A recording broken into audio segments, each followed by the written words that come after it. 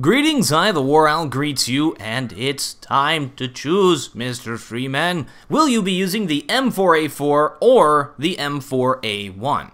With the Arms Deal update, Valve has introduced the ability to change your weapon loadout. The first weapon added to this being the silenced M4A1 to replace the M4A4. So the question is, which should you use? The M4A4 has always been the go-to weapon for counter-terrorist side. The right balance of cost-effectiveness and usefulness, so what does the M4A1 bring to the table that the M4A4 doesn't have? Well, most everything. The M4A1 is a better weapon than the M4A4 in so many different ways. It is cheaper to buy, 200 cheaper. That's a flashbang. That is a lot of money in actual top-level competitive play, where every dollar counts, and a single flashbang can mean the difference of victory or defeat. The counter-terrorist side has always been so much more expensive than the terrorist weapons, making the economy of the game punish CTs drastically, so even such a slight decrease as 200 is actually huge in reality. The question is, during a full blue shell effect round, can players successfully buy the M4A1? The answer is no. You get 3,400 for losing 5 rounds in a row. That is enough for a helmet at 1,000, then you have 2,400 left over. The M4A1-S costs 2,900, with the FAMAS at 2,250. Curses! So you either go full FAMAS, or you do the rational thing and you go for a save round. The M4A1 has a silencer. It reduces the sound of shooting, which is incredibly important. High-level players use sound to locate enemies and keep a mental image of where they are, sort of like echolocation, like a bat. If they are shot at and don't immediately know where from, it gives a distinct advantage to the ninja warrior. It also doesn't produce muzzle flash, and it also doesn't shoot tracers, so you won't be able to see where they are when they're shooting through smoke or at longer distances. Most of the time, when a player shoots at you through smoke, you can see their tracers and you're able to locate them and shoot them right back. With the M4A1, that is not an option. It makes smokes going along with the M4A1 incredibly powerful if pulled off properly. As for the actual attributes, the M4A1 excels in nearly every single category. It is much more accurate in nearly every single way, except one, which is really odd. The M4A4 is better when jumping. Only incredibly slightly more accurate when jumping around, but it's just a really strange fact, and I bet it'll become one of these urban legend things with this thing. I may be completely wrong too. Look it up. I think it's true, though. However, the M4A1 is more accurate when moving, more accurate when firing multiple shots. It also has a tighter spray pattern, which could be a good or bad thing. Honestly, for me, it wouldn't matter, but if a spray pattern is small enough, it will be more difficult for folks with higher sensitivities. The size of the spray pattern is a toss-up as to which is better. Interestingly enough, I personally prefer the larger spray pattern of the M4A4, but the accuracy of the M4A1 is better enough to make it a better weapon.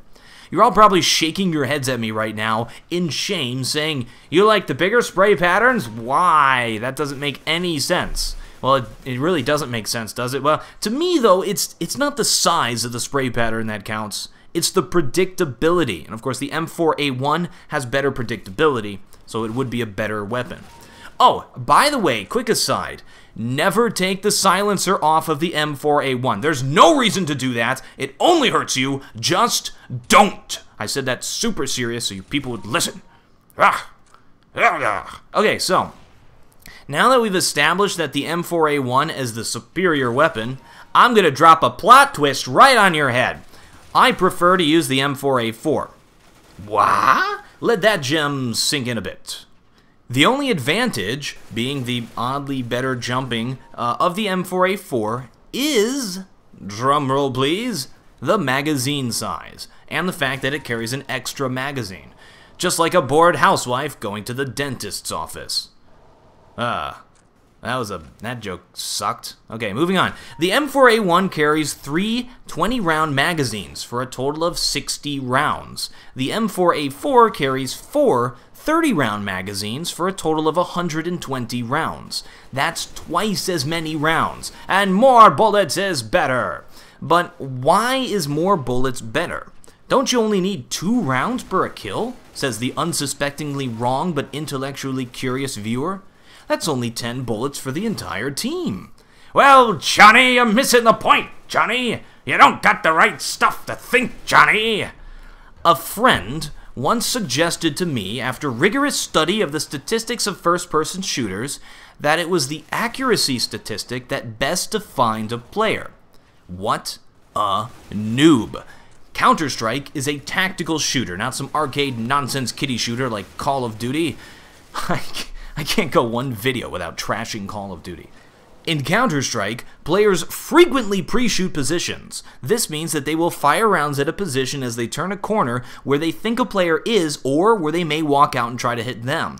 They also do this through walls in a technique called wall banging. Usually when wall banging or spraying through a smoke, you use an entire magazine. These are high-level techniques that kill the accuracy statistic, burn through bullets, but in reality are very, very useful to the tactical aspect of the game. You can also shoot at an area where a player might come out of to dissuade them from coming out, sort of spray the position so that if they strafe out, you hit them in the head. Or, of course, you can catch a lucky shot if they peek out there. Also, when at medium and close distances, spraying with the weapon is also very useful. Some players, including myself, also spray at the longer distances. It's a nice technique for killing. And because you won't immediately know if a player is dead based on how the game works, you usually will shoot a few extra rounds after they've died. This makes the M4A4 and the M4A1 distinctively different situationally, which is brilliant. Certain players will use the M4A1 and certain players will prefer to use the M4A4 because they have a very different role in the game. For example, an entry fragger will more than likely want to use the M4A4, but a backup fragger will use the M4A1. The entry fragger makes a lot of noise, pre-shoots, makes himself a target as well. The backup fragger, or support, or whatever you want to call that role, goes for the precision shots and kills a player when they're exposed. The M4A1 is much better suited for that situation.